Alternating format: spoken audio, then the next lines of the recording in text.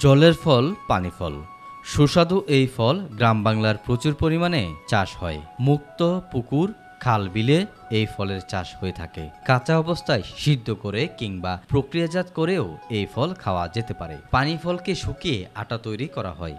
সেই আটা দিয়ে পিঠা, কেক, বিস্কিট তৈরি করা যায়। বাজারেও পানি ফলের যথেষ্ট চাহিদা থাকায় বর্তমানে এই চাষ বিপুল পরিমাণে হচ্ছে। পানি ফলের পুষ্টি। পানি ফল মানব শরীরের পক্ষে ভীষণভাবে স্বাস্থ্যসম্মত। এই ফলের প্রায় 90% কার্বোহাইড্রেট, 60% শর্করা আছে। তাছাড়া বেশ ভালো পরিমাণ আঁশ, riboflavin, vitamin B, potassium, copper, manganese ও ভিটামিন রয়েছে পানি ফলে। পুষ্টিমানের বিবেচনায় পানি ফলে খাদ্য শক্তি আছে 65 কিলোক্যালরি, জলীয় অংশ 84.9 গ্রাম, খনিজ পদার্থ 0.9 গ্রাম, খাদ্য আঁশ 1.6 গ্রাম, ফ্যাট 0.9 গ্রাম, শর্করা 11.7 gram, calcium 10 milligram, iron 0.8 milligram, vitamin B 1 0.18 milligram, vitamin B 2 0.5 milligram, vitamin C 15 milligram. পানি ফলে শুধু খাদ্যগুণই নয়, রয়েছে ঔষধি গুণও। পানি ফলের শ্বাস শুকিয়ে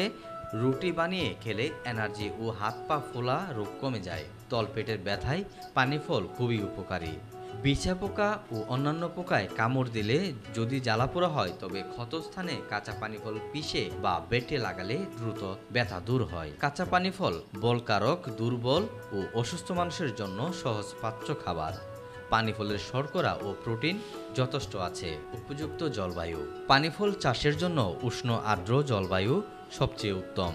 বীজের অঙ্কুরোদ্গমনের জন্য জলের তাপমাত্রা 12 থেকে 15 ডিগ্রি সেলসিয়াস এবং গাছের বৃদ্ধির জন্য 25 থেকে 30 ডিগ্রি সেলসিয়াসের প্রয়োজনীয় তাপমাত্রা হিসাবে বিবেচিত হয়। মাটি। পানি ফল বৃদ্ধির জন্য মাটি তেমন কোনো প্রয়োজন নেই, তবে মনে রাখা উচিত পুকুরের নিচে অবশ্যভাবে 15 সেন্টিমিটার কাদামাটি থাকার প্রয়োজন। পুকুরের তলদেশে বেলে মাটি থাকলে ফলন অনেকাংশেই কম হবে। এছাড়া পুকুরের জলের গভীরতা 50 সেন্টিমিটার থেকে 2.5 মিটার হওয়া দরকার ভালো ফলনের জন্য। বীজতলায় চারা তৈরি। সাধারণত আগের বছরের পানি ফল চাষ করার জলভূমি থেকেই বীজ সংগ্রহ করা হয় এবং সংগৃহীত বীজ থেকে পুষ্ট বীজ বেছে নিতে হবে। 100 কেজি গোটা ফল খোসা পচনের পর 30 কেজি দরকার এবং 1 হেক্টর জমি চাষের জন্য।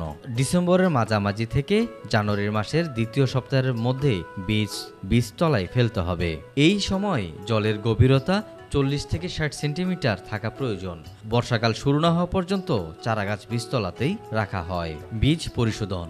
চারাগাছকে মূল জমিতে রোপণের আগে 0.2% ক্লোরোপাইরিফস এবং 0.1% কার্বেন্ডাইজিম মিশ্রিত জলে 8 থেকে 12 ঘন্টা পর্যন্ত ডুবিয়ে রাখা উচিত। সার প্রয়োগ। চারাগাছ লাগানোর আগে মূল জমি তৈরির সময় খেয়াল রাখতে হবে যেন জমিতে উপযুক্ত পরিমাণে জৈব পদার্থ থাকে।